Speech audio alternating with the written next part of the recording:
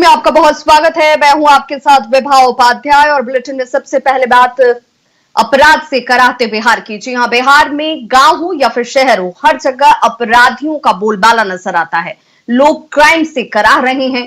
आपके सामने बिहार के क्राइम की हम 5 तस्वीरें दिखाने जा रहे हैं। इन तस्वीरों के जरिए आप समझ सकते हैं कि क्या स्थिति इस वक्त बिहार में बनी हुई है। गया में बेखौफ अपराधियों ने अंधाधुंध फायरिंग कर 2 लोगों की हत्या कर दी।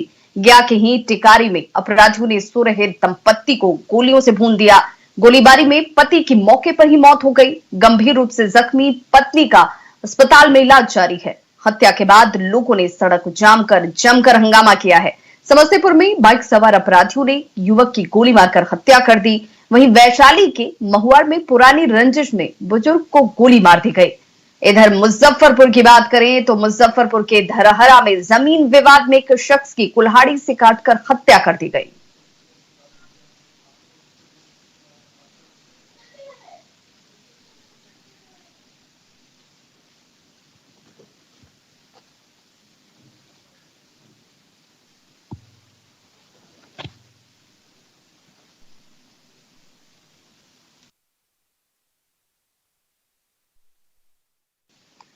तो गया में अपराधियों ने एक बड़ी वारदात को अंजाम दिया। हरनी गांव में महेंद्र यादव के घर के बाहर बैठे 2 लोगों को अंधाधुंध फायरिंग कर मौत के घाट उतार दिया गया, जबकि इस दौरान एक शख्स गंभीर रूप से जख्मी हो गया। महेंद्र यादव और एक अन्य शख्स मौके पर ही उनकी मौत हो जाती है। दूसरा शख्स जख्मी हुआ है, जिसे बेहतर इलाज के लिए पटना रेफर किया गया। पुलिस प्रशासन जांच में फिलहाल जुटी हुई है और जल्द ही अपराधियों की गिरफ्तारी का दावा किया जा रहा है। गया एसएसपी ने जमीन या फिर आपसी विवाद में घटना को अंजाम दिए जाने की आशंका जाहिर की है। डबल मर्डर से हरनी गांव के ग्रामीण और महेंद्र यादव के परिजन बेहद आक्रोशित हैं। आक्रोशित लोगों ने सड़क जाम कर अपराधियों की जल्द से जल्द गिरफ्तारी को लेकर प्रदर्शन किया। वहाँ पर 8 बजे तक 9 बजे तक बैठे रहे हैं। उसके बाद हम लोग खाना खा के हम लोग सो गए घर का। उसके बाद उन लोग तीनों बैठ के बातचीत कर रहे थे। उसके बाद हम लोग 10:30 बजे के लमसम आवाज़ सुने तो बाहर निकले तो देख रहे हैं कि मामा हमको कुर्सी के नीचे गिरे हुए हैं और एक रमदयाल से और एक और लड़का है दुलाचंद साहब, उसका भी हल्का लगा हुआ है। ये साजिश रचा गया है इलेक्शन के तौर पे। कितने लोग की डेथ हुई है? 2 के डेथ हुए हैं, 1 घायल है। वो गया हॉस्पिटल में भर्ती हुए हैं। और वहीं सीतामढ़ी के रीगा में सीएसपी संचालक की कल गोली मारकर हत्या कर दी गई थी, जिसको लेकर आज लोगों ने जमकर विरोध जाहिर किया, आक्रोश जाहिर किया गया। बराही गांव में आक्रोशित लोगों ने जमकर बवाल काटा और प्रदर्शन किया गया। सड़क पर शव के साथ प्रदर्शन और हंगामे की वजह से घंटों आवागमन इस पथ पर बाधित रहा। रीगा और बैगनिया पथ की बात करें तो जाम की स्थिति लग गई। आक्रोशित लोगों ने पुलिस और प्रशासन के खिलाफ जमकर नारेबाजी की और जल्द से जल्द अपराधियों की गिरफ्तारी की मांग की गई। आपको बताते चले कि कल सीएसपी संचालक सुजीत कुमार की अपराधियों ने गोली मारकर हत्या कर दी थी और उसके पास से 5 लाख रुपए लूट लिए गए थे। आदि को पकड़ा जाए और जो भी पैसा लूटपाट हुआ है वो रिकवरी चाहिए हम लोग को। तो आप लोग सड़क जाम किए, अभी तक किसी वरीय पदाधिकारी से आपका संपर्क हुआ है? नहीं, अभी कोई पदाधिकारी के साथ संपर्क नहीं हुआ है हम लोग। तो आप लोग अभी क्या चाहते हैं? मौत के बदले मौत चाहिए हम लोग को। हम लोगों का मांग है अपराधी पकड़ा जाए और क्या। पुलिस प्रशासन रात भर चैन से सोए हुए हैं। कल घटना क्या घटी थी? घटना हुआ जब बैंक से पैसा लेकर के आया, पीसीओ चलाता है, रीगा बैंक से पैसा लेकर के आ रहा था, रास्ते में पकड़ करके गोली मार दिया। धपकड़ हुआ। उसके बाद कोई पब्लिक प्रशासन कोई नहीं आया। गांव के लोग जाने के बाद जब वहां से लौटने लगा तो पुलिस प्रशासन यहां से पहुंचे। तो क्या अभी तक कोई वरीय पदाधिकारी से बात नहीं हुई है? कोई वरीय पदाधिकारी से अभी बात नहीं हुई है? कोई वरीय पदाधिकारी बात करने नहीं आ रहा है। कोई पूरे पदाधिकारी कोई माने मतलब नहीं रख रहा है। तो आप लोग क्या मांग है? मांग है इंसाफ चाहिए। पुलिस प्रशासन से इंसाफ चाहिए। जो आरोपी है उसको गिरफ्तारी चाहिए। और यही बड़ी खबर इस वक्त नालंदा से आ रही है, जहां पर एक युवक के शव की बरामदगी की गई है। धान के खेत से युवक के शव की बरामदगी इस वक्त सामने है, जिसमें बताया जा रहा है कि ये युवक 2 दिनों से लापता था और आज इसके शव की बरामदगी धान के खेत से की गई। छवियालपुर थाना क्षेत्र की यह घटना है। और सहयोगी अभिषेक हमारे साथ इस वक्त फोन लाइन पर जुड़ गए हैं ज्यादा जानकारी के साथ नालंदा से। अभिषेक, क्या जानकारी मिल रही है? इस पूरी घटना के पीछे कोई वजह खुलकर सामने आई है? जी बता दो कि छबीला थाना क्षेत्र के गौड़ा पीर खंदा के पास आज जैसे पुलिस ने सब बरामद किया है, उसी तरह वैसा ही लोग सनसनी फैल गई और इसे लोग देखने के लिए पहुंचे, जहां युवक की पहचान छबीलापुर थाना क्षेत्र के दोगी गांव का राजकुमार यादव के पुत्र चंदन कुमार के रूप में बताया जा रहा है और यह पिछले 2 दिनों से लापता था। हालांकि इसके पास सर्टिफिकेट और कुछ पैसे भी बरामद की गई है, लेकिन ये हत्या या कुछ और कारण है, इस पर पुलिस जांच में जुटी हुई है। जी बहुत बहुत शुक्रिया इस तमाम जानकारी के लिए अभिषेक। तो देखिए फिलहाल पुलिस की तरफ से रटाया जवाब कि इसके पीछे के कारणों की तलाश की जा रही है और जो भी इसमें शामिल अपराधी हो बहुत जल्द गिरफ्त में होंगे। और एक और बड़ी खबर गोपालगंज से, जहां पर लूट की घटना को अंजाम दिया गया है। सीएसपी संचालक और उसके भाई को गोली मारी गई है। लूट की इस घटना के दौरान सीएसपी संचालक और उसके भाई को निशाना बनाया गया। अपराधी 7,000 रुपए लूट कर फरार हो गए हैं। गोली लगने से 13 साल का मासूम भी इस दौरान जख्मी हुआ है। माझागढ़ में बीच बाजार अपराधियों ने इस बड़ी वारदात को अंजाम दिया और फरार है। सहयोगी मुकेश हमारे साथ इस वक्त वो लाइन पर जुड़ गए हैं गोपालगंज से। मुकेश, एक के बाद एक होती घटनाएं और खुद अगर गोपालगंज की भी बात की जाए तो हाल के दिनों में इस तरह की घटनाएं बढ़ती हुई। दरअसल पर बता दो कि पूरा मामला माझागढ़ के कोयनी गांव के पास का है और यहाँ पर सेनो बैंक का सीएसपी है और बताया जाता है कि जो सीएसपी संचालक है राजू कुमार और उनके छोटे भाई वे 60,000 रुपए लेकर के बैंक से अपने सीएसपी में जा रहे थे और तभी बेखौफ अपराधियों ने 2 बाइक पर सवार थे, 4 की संख्या में अपराधी, उन्होंने ताबड़तोड़ कई राउंड गोलियां चलाई और गोलियों चलाने के बाद वो पैसों से भरा जो बैग था वो लूट के भाग गए। और बताओ कि 12 साल का लड़का मासूम है, 13 साल का, उसे गोली लगी है, उसकी हालत नाजुक है, सदर अस्पताल में भर्ती कराया गया है। तो गोपालगंज में हाल के दिनों में अपराध घटना बढ़ी है और यहाँ पर हत्या और लूट के जो मामले हैं वो लगातार बढ़ते जा रहे हैं। विभा, बहुत बहुत शुक्रिया मुकेश इस समान जानकारी के लिए। तो लगातार बढ़ती घटनाएं इस बात की तस्दीक कर रही हैं कि अपराधियों के ऊपर कानून का कोई खौफ नहीं है। पुलिस प्रशासन को लेकर के कोई खौफ अब अपराधियों के मन में नजर नहीं आता। तो वहीं नेता प्रतिपक्ष तेजस्वी यादव ने बढ़ते क्राइम को लेकर के बिहार सरकार पर जमकर निशाना साधा है। चीजों में जो है अपराध जो है बिहार में बढ़ा है। हम लोग तो लगातार इस पे सदन के अंदर सदन में बात रखनी हो, हम लोगों को कार्य स्थगन प्रस्ताव लाना हो, हर प्रयास किया है, लेकिन ये सरकार को कोई चिंता ही नहीं अपनी बहन बेटियों को लेकर के। तो देखिए चुनावी साल है और ऐसे में अपराध की बढ़ती घटनाओं पर एक बार फिर सियासत तो शुरू हो चुकी है। विपक्ष ने जहां इस पूरे प्रकरण को लेकर सरकार पर निशाना साधा, वहीं सत्ता पक्ष अब सरकार का बचाव करने में जुट गई है। बिहार में लगातार आपराधिक घटनाओं में बढ़ोतरी हो रही है। सरकार नाम की कोई चीज नहीं है। आए दिन लूट हत्या घुस करके दिन दहाड़े गोली मार रहा है। अपराधियों का मनोबल बढ़ा हुआ है। पुलिस प्रशासन का इकबाल खत्म हो गया है। नीतीश कुमार का राज है, सुशासन का राज है कि दुशासन का राज है, तो बिहार के लोगों को समझ में नहीं आया। बार बार सुशासन बाबू कहते थे अपने आप को। नीतीश कुमार जी पहले की सरकार और अपनी 15 साल की सरकार की तुलना कीजिएगा तो आपको लगेगा कि आपके राज में भ्रष्टाचार चरम सीमा पे है। वो व्यक्ति अपराध पे बात कर रहा है जिसके राज्य को अपराध के लिए ही जाना जाता है, जंगल राज, और जिसके राज्य में एफआईआर नहीं होता था, वो आज बड़ी बड़ी बात कर रहा है, वो भी किस प्रकार एनसीआरबी के आंकड़े को तोड़ मरोड़ के। मिडिल क्लास और मिडिल क्लास में जो लोग हैं उनमें अभाव, स्वभाव और प्रभाव का पूरा असर पड़ता है। और देखिए इतने महंगे महंगे शौक पाल रखे हैं, होटल महंगा, मोबाइल महंगा, गाड़ी महंगी, ये महंगा, चश्मा महंगा, कपड़ा महंगा, तो महंगे महंगे चीज़ों का शौक जो ब्रांड आया है, उस ब्रांडिंग ने आज के नौजवानों को, पढ़े लिखे नौजवानों को, अच्छे घर के लोगों को अपराध के प्रवृत्त किया है। ये चिंता की बात है। वहीं बड़ी खबर नवादा से सामने आ रही है, जहां पर बाइक और ट्रैक्टर के बीच में जबरदस्त भिड़ंत हुई है और इस हादसे में एक बच्चे की मौत हो गई है, जबकि 2 लोग गंभीर रूप से जख्मी बताए जा रहे हैं। ट्रैक्टर चालक को हालांकि स्थानीय लोगों ने यहां गिरफ्तार कर लिया। मुफस्सिल थाना के भगवानपुर मोड़ के पास की हादसा है, जहां पर नवादा में एक बच्चे की मौत हुई है ट्रैक्टर और बाइक की भिड़ंत में, जबकि 2 लोग जख्मी हुए हैं। तो नवादा से बड़ी खबर, जहां पर ट्रैक्टर और बाइक के बीच भिड़ंत हुई और एक बच्चे की मौत हुई इस दौरान, जबकि 2 लोग जख्मी हुए हैं। और अनिल विश्वाल हमारे साथ इस वक्त नवादा से ज्यादा जानकारी के साथ जुड़ गए। अनिल, क्या जानकारी मिल रही है? जो लोग हादसे का शिकार हुए हैं और जो इस वक्त जिनकी स्थिति गंभीर बताई जा रही है, क्या वो इसी गांव से संबंध रखते हैं? जी दरअसल ये दोनों परिवार के सदस्य लोग नवादा इलाज कराने के लिए आ रहे थे। उसी क्रम में बाइक पर सवार परिवार के लोग जब नवादा की तरफ आ रहे थे तो पीछे से एक अनियंत्रित ट्रैक्टर ओवरटेक करने के प्रयास में बाइक से जा टकराई और उसमें मौके पर ही एक बच्चे की मौत हो गई, जबकि 2 अन्य लोग घायल हो गए, जिसका नवादा सदर अस्पताल में इलाज चल रहा है। मौके पर ग्रामीणों की तत्परता से ट्रैक्टर सवार को पकड़ लिया गया है। वहीं इस घटना की पूरी जानकारी स्थानीय पुलिस को भी दे दी गई है। जी सिरांदा, फिलहाल सभी जितने भी बहुत शुक्रिया इस तमाम जानकारी के लिए। तो फिलहाल आपको बताते चलें कि अनियंत्रित इस ट्रैक्टर ने बाइक को टक्कर मारी, जिसमें दंपत्ति फिलहाल जख्मी है और एक बच्चे की घटनास्थल पर ही मौत हो गई।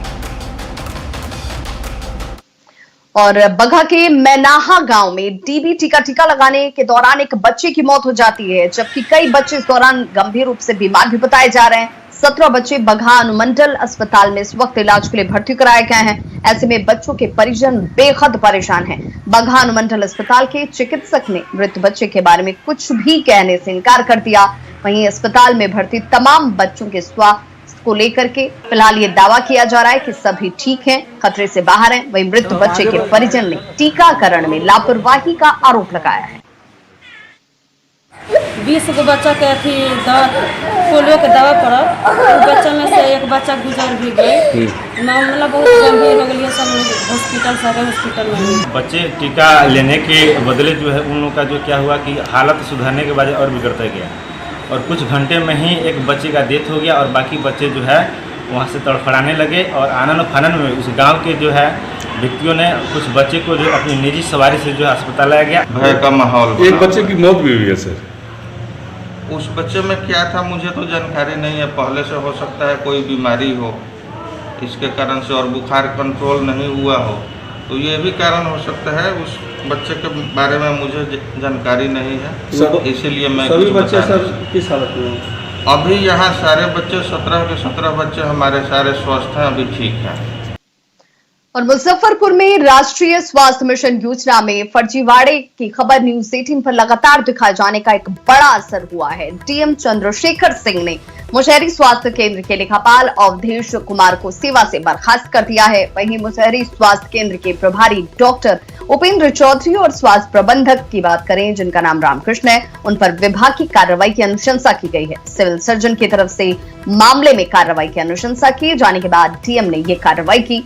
आपको बताते चलें कि न्यूज 18 ने 13 महीने में 8 बार उम्र दराज महिलाओं के प्रसव को दिखाकर प्रोत्साहन राशि भेजने का मामला उजागर किया था। और इस मामले में विधवा महिलाओं समेत 23 महिलाओं के खाते में पिछले 3 साल के भीतर बार बार ये प्रोत्साहन राशि भेजने का खुलासा न्यूज 18 ने किया। वहीं अस्पताल में 10 सालों से बिचौलिए सुशील कुमार के सक्रिय रहने और 2 सीएसपी संचालक की भूमिका को भी न्यूज 18 ने उजागर किया है। हालांकि अब तक योजना में कितनी राशि का गबन किया गया है, इसकी जांच पूर्ण नहीं हुई है।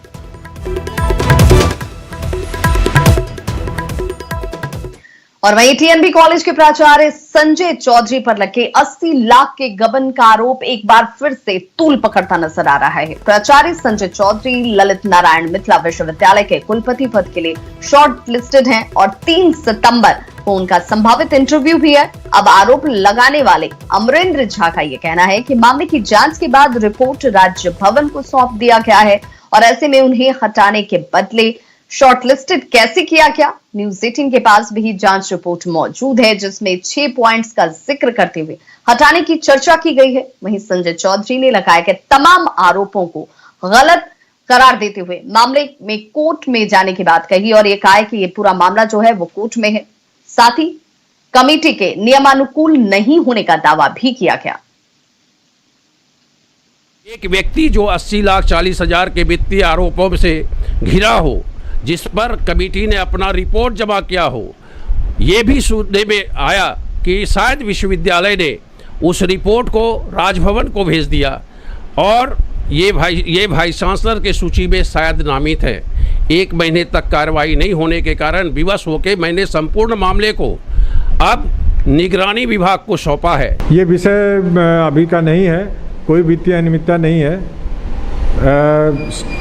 ये एसीपी एमसीपी का पेमेंट है। और दूसरा आरोप कोई किसी पर लगा सकता है। बिहार का जो सरकार का नियम किसी भी कमेटी को बनाने का होता है उसको फॉलो नहीं किया गया है। और ये मेरा पक्ष नहीं है, ये विश्वविद्यालय और का पक्ष है। विश्वविद्यालय बेहतर आपको बतलाएंगे। जांच कमेटी बैठी थी और जांच कमेटी ने अपनी रिपोर्ट दे दी है। करीब 1.5-2 महीना पहले रिपोर्ट दे दी है और उस रिपोर्ट को राजभवन भेज दिया गया है। तो वो उधर राजभवन भेज दिया गया तो कार्रवाई तो हमें नहीं पता है क्या है उस रिपोर्ट में, लेकिन रिपोर्ट भेज दी गई है। और कटिहार में केरोसिन की तस्करी जोरों पर है। यहाँ धंधेबाज हर दिन बंगाल से कई गाड़ियां केरोसिन लेकर यहाँ बिहार में पहुंचते हैं और इसे अलग अलग जगहों पर खपाया जाता है। स्थानीय लोगों का ये कहना है कि तस्करी का ये पूरा खेल जो है वो पुलिस की मिली भगत के साथ चल रहा है। सबूत के तौर पर ऐसे कई वीडियो भी वायरल हो रहे हैं जिसमें आप साफ साफ देख सकते हैं कि मोटरसाइकिल के कैरियर में गैलन बांधकर लाया जाता है। बीच में पुलिस चौकी भी पड़ती है, लेकिन किसी को इसकी भनक तक नहीं लगती। अब बंगाल के रास्ते केरोसिन की आड़ में शराब तस्करी की भी आशंका जाहिर की जा रही है। आप लोग यहाँ ड्यूटी पर उत्पाद अभी कहाँ से ला रहे हैं तेल, परमिशन है? तो बोला नहीं, हम लोग थाना में पैसा देते हैं, मंथली बांधा हुआ है और उनके साथ साथ शराब भी लेके जाया जाता है। दर्जनों गाड़ी डेली लेके जाता है तेल। लेकिन मैंने जांच किया तो जांच में लाया जो कुछ तेल जो है वो बंगाल से उस बॉर्डर से, वो लाभा बॉर्डर से आती है। इस पर तत्काल रोक लगाया गया है और जो पुलिस बल वहाँ प्रतुक्त है, हमने एसपी साहब का रिपोर्ट भी कर दिया। और छपरा के तरैया में एक बार फिर से स्वास्थ्य व्यवस्था जो है उसके सिस्टम की लापरवाही साफ तौर पर नजर आई है। यहाँ एक नदी में डूबने के बाद एक युवक को अस्पताल लाने के लिए एम्बुलेंस तक मुहैया नहीं कराई गई। जब इस युवक की मौत हो जाती है तब भी शव को घर वापस ले जाने के लिए भी वाहन नहीं दिया गया। यहाँ अस्थायी स्वास्थ्य केंद्र में स्ट्रेचर तक की व्यवस्था नहीं है और इस वजह से परिजन शव को हाथों में लेकर बाजार में घूमते रहे और बाद में थाने ले गए, जहां शव का पंचनामा किया गया। तो हमारा दोस्त था वो मर गया नदी में डूब के। उसके बाद हम लोग नाव से लाद के लिए आए हॉस्पिटल में। रोड पर रखे डॉक्टर साहब देखकर मर गया तो स्टेशन नहीं मिला तो हम लोग पैदल आए थाना पर।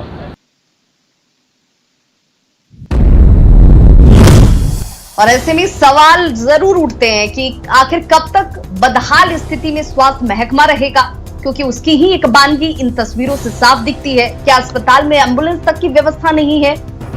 स्वास्थ्य केंद्र में आखिर स्ट्रेचर उपलब्ध क्यों नहीं रहते हैं? और खगड़िया की बात करें तो 2 महीने से बाढ़ पीड़ित यहां परेशान हैं। सबसे ज्यादा परेशानी मवेशी पालकों को उठानी पड़ रही है, क्योंकि सूखा चारा मवेशियों के लिए उन्हें नहीं मिल पा रहा। इसके बाद मवेशी पालकों को चारा का जुगाड़ करने के लिए दूर दराज के इलाकों तक जाना पड़ रहा है। अलौली में चारा लाने गई महिलाओं से बातचीत की न्यूज़ 18 संवाददाता दिग्विजय कुमार ने। खगड़िया में पिछले 2 महीने से बाढ़ आया हुआ है और इस बाढ़ के कारण सबसे ज़्यादा परेशानी पशुपालकों को हो रही है। दियरा इलाके हैं, उसमें पानी आने के कारण सबसे ज़्यादा परेशानी पशुपालकों को हो रही है। उनको हरा चारा के लिए काफ़ी मशक्क़त करने पड़ रही है। वहाँ से अपने जो बाढ़ प्रभावित क्षेत्र है वहाँ से ये लोग किसी वाहन के सहारे दूर सुदूर इलाका तक पहुँचते हैं और वहाँ से ये लोग घास काट करके और जो रास्ते से जो ट्रैक्टर या किसी गाड़ी गुजरते रहती है उस पर सवार होकर के फिर अपने गांव ये लोग पहुंचते हैं। वहां पे इन लोगों को फिर पशु को हरा चारा खिलाते हैं। सबसे ज़्यादा परेशानी इन लोगों को उस समय होती है जब गाड़ी नहीं मिलते, घंटों इंतजार करना पड़ता है इन लोग को। हमारे साथ कुछ महिलाएं हैं, उनसे हम बात करते हैं। अच्छा, हरा चारा क्या परेशानी हो रहा है आपको? परेशानी सर होता है यही क्या उतना दूरी से 3-4 किलोमीटर दूर से आते हैं। एक खगड़िया को पीछे से घास ले जाते हैं, नहीं ले जाते हैं तो माल जाल भूखल रहता है।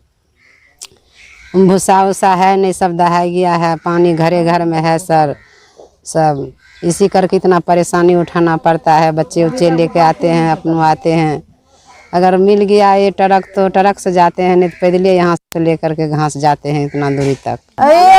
खगड़िया आवास बहुत परेशानी बहुत घर में पानी ढुक गए है, माल जाल के घास भूसा नहीं मिले, ओते दूर ले जाए अखनी जाए खाए भूखल प्यासल। हालांकि जिस तरह से नदियों के जलस्तर में कमी आई है, उससे ये अनुमान लगाया जा रहा है कि इन पशुपालकों की परेशानी धीरे धीरे कम होती नजर आएगी।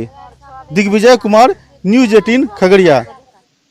वहीं बिहार में खिलाड़ी नियुक्ति की मांग को लेकर पटना की सड़कों पर आज उतरे और गांधी मैदान से लेकर डाक बंगला चौराहे तक पैदल मार्च किया गया। पैदल मार्च के साथ विरोध प्रदर्शन ताकि उनकी नियुक्ति हो सके। इस दौरान खिलाड़ियों ने सरकार के ऊपर वादा खिलाफी का आरोप लगाते हुए जल्द से जल्द नियुक्ति की मांग की। खिलाड़ियों के मार्च का जायजा लिया हमारे संवाददाता रवि एस नारायण ने। खिलाड़ी अपने मांगों को लेकर के आज एक बार फिर से सड़कों पर उतरे हैं। जिस ढंग से खिलाड़ियों को नियुक्ति नहीं दी जा रही है, उसे लेकर के सारे खिलाड़ी जो है वो सड़कों पर निकले हैं। और जरा देखिए ये नज़ारे कि गले में सारे जो मेडल है वो डाल करके और ये प्रदर्शन कर रहे हैं, नारेबाजी कर रहे हैं। पिछले 5-6 वर्षों से खिलाड़ियों की नियुक्ति प्रक्रिया बंद है। जिन अधिकारियों के कारण बंद है उन पर कोई कार्रवाई नहीं हो रही है। हम लोग को 2014 करने वाली है उसके अनुसार लेना चाहिए। हम लोग को वैकेंसी भरे हुए पीछे 5 साल हो गया, लेकिन अभी तक नियुक्ति पत्र नहीं। हर बार यही पूछा जाता है कि क्यों नियुक्ति बंद है और कि क्या कारण से खिलाड़ियों की नियुक्ति नहीं हो पा रही है। खिलाड़ियों को नियुक्ति दी जाए। सबसे बड़ी बात है कि यहाँ पे लोग अपने मेडल लेकर के सड़कों पर निकले हैं और विरोध प्रदर्शन कर रहे हैं। Ravi S Narayan, News 18 Patna. तो आज दिल्ली में बीजेपी की बड़ी और महत्वपूर्ण बैठक होने जा रही है, जिसमें बिहार के तमाम सांसद मौजूद रहेंगे और अपने अपने क्षेत्र की स्थिति से राष्ट्रीय अध्यक्ष को अवगत कराया जाएगा। आपको बताते चले, सांसद सुशील सिंह ने कहा है कि चुनाव के वक्त किस पार्टी के एनडीए में आने से क्या फायदा होगा, इसकी भी जानकारी पार्टी नेतृत्व को आज दी जाएगी जब ये बैठक होगी। और साथ ही उन्होंने ये भी कहा कि जीतन राम मांझी के एनडीए में शामिल होने से चुनाव में क्या कुछ फायदा होगा, ये भी तमाम चीजें रखी जाएंगी। क्या उसका असर हो सकता है, तो अपने अपने क्षेत्र के हम लोगों की जो स्थिति है वो राष्ट्रीय नेतृत्व को उससे हम लोग अवगत कराएंगे। बाकी तो निर्णय लेना नेतृत्व का काम है और नेतृत्व जो निर्णय लेता है उसके आधार पर सब लोग चलते हैं। स्वाभाविक तौर पर बीजेपी अधिक सीट लड़ेगी। बाकी मांझी जी आते हैं तो उससे फ़ायदा ही है। हम स्वागत करते हैं एनडीए में उनका आते। और देखिए, जैसे जैसे विधानसभा चुनाव की तारीखें नजदीक आ रही हैं, वक्त नजदीक आ रहा है, बिहार एनडीए में अभी से सीट बंटवारे को लेकर के चर्चा की शुरुआत भी हो चुकी है। हालांकि बीजेपी नेता कुछ भी इस पर खुलकर या ज्यादा बोलने से परहेज कर रहे हैं। कह रहे हैं इंतजार कीजिए, आने वाले वक्त में तमाम चीजें साफ हो जाएंगी।